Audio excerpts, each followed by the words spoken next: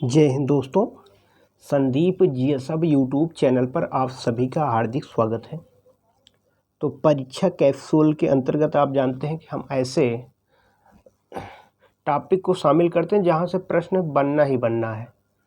तो आज का जो टॉपिक है वो है यहाँ पर जो विभिन्न बीमारियां होती हैं और बीमारियों के साथ साथ इसमें विटामिन के रासायनिक नाम और उससे कमिश होने वाले रोगों के बारे में हम देखेंगे।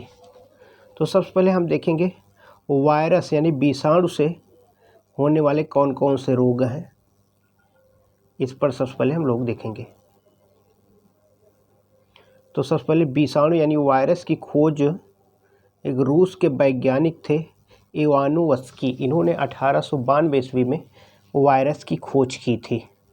तो देखते हैं कौन कौन सी बीमारी जो वायरस से होती है। सबसे पहले चेचक है।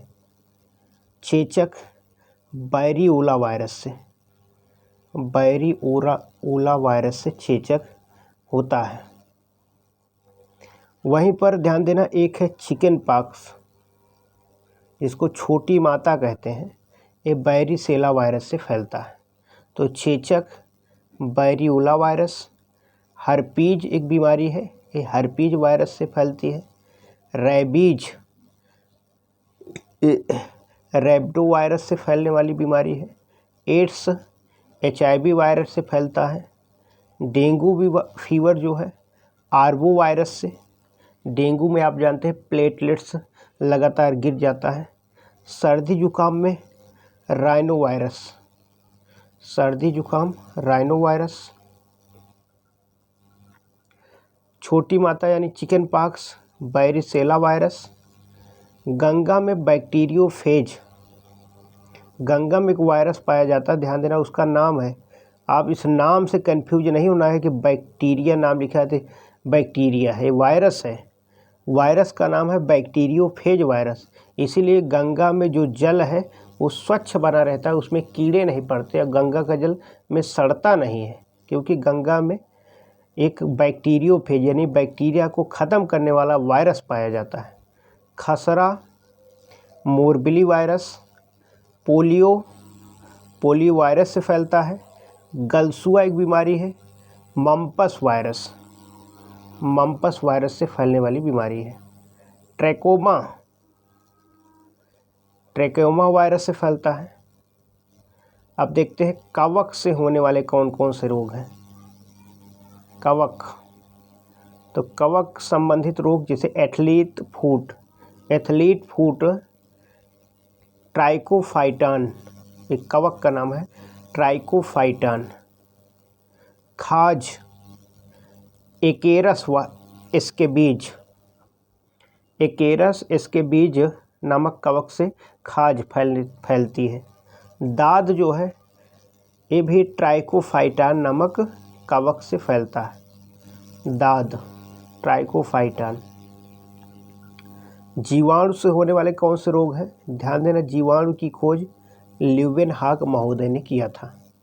हैजा, विब्रियो कोलेरी, हैजा को कॉलरा भी कहते हैं, तो कॉलरा से याद रखना विब्रियो कोलेरी।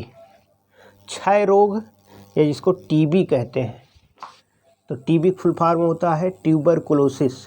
तो क्षय रोग माइक्रोबैक्टीरियम ट्यूबरकुलोसिस, तो जीवाणु से फैलने वाला बीमारी है क्षय रोग। कोढ़, माइक्रोबैक्टीरियम लेप्री। टिटनेस एक बीमारी है, ये भी जीवाणु से फैलने वाली बीमारी है। क्लोस्ट्रीडियम टिटेनी से फैलने वाली बीमारी है टिटनेस। टाइफाइड यानी आंत का बुखार, साल्मोनेला टाइफोसा। वहीं पर प्लेग, पास्चुरेला पेस्टिस। काली खांसी, बोर्डीटेला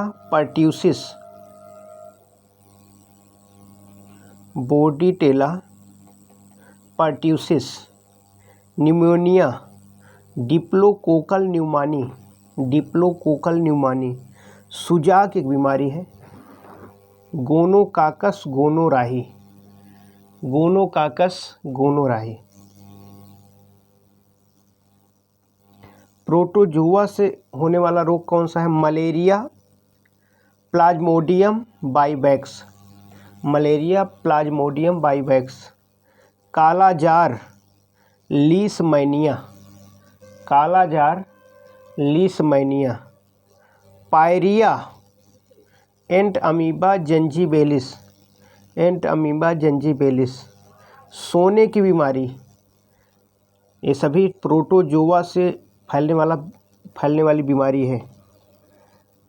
ट्रिपैनोसोमा, सोने की बीमारी ट्रिपैनोसोमा। प्रोटोजोआ एक कोष की जीव है, ध्यान देना, एक कोष की, इसमें केवल एक कोष क्या है? एक कोष की जीव में आप जानते हैं अमीबा, इगुलिना, पैरामीशियम, प्लाज्मोडियम, यही सब इसमें आते हैं।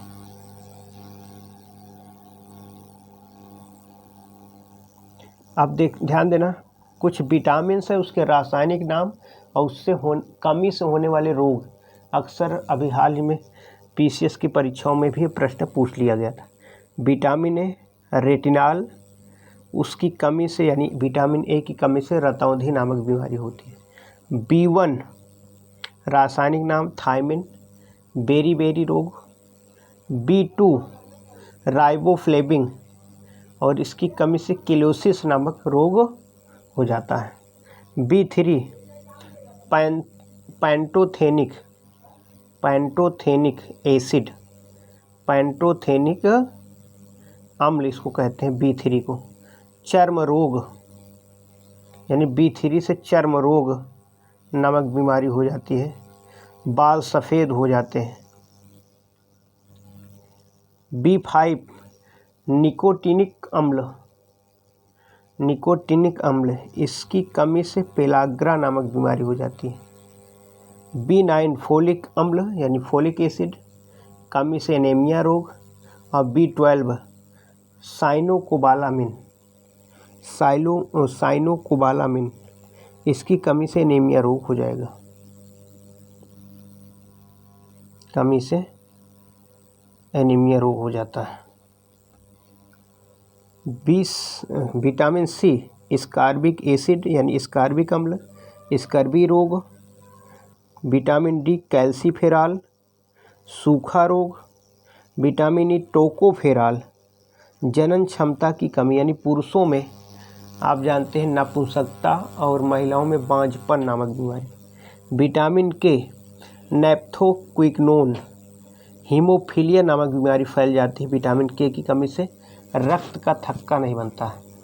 विटामिन सी और बी कॉम्प्लेक्स और विटामिन सी जल में घुलनशील विटामिन है, जल में घुलनशील विटामिन है, तो इसको आपको ध्यान देना है।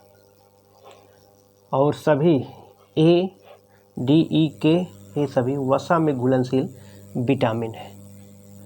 आज बस यहीं तक, बहुत ही महत्वपूर्ण है।